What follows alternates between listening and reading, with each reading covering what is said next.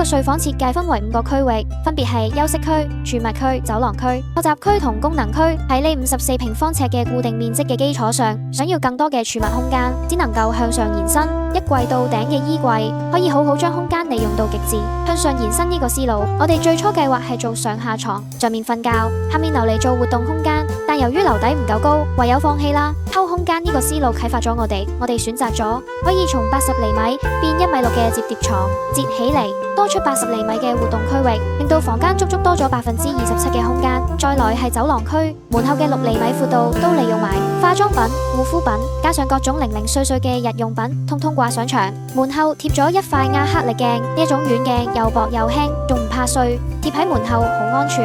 關起門就變成我嘅化妝區域啦。加上我一向中意企起身化妝，呢個設計就啱啱好。剩低嘅60厘米，我哋安排咗一張40厘米寬、130厘米長嘅長書台，雖然好窄，但都滿足到小朋友做功課嘅需要。放埋張學習椅，夜晚瞓覺將摺疊床打開，尺寸啱啱好。最後係功能區，張台原本冇咩用，訂做咗呢一款簡易書台，下面儲物，上面可以放文具同其他學習用品。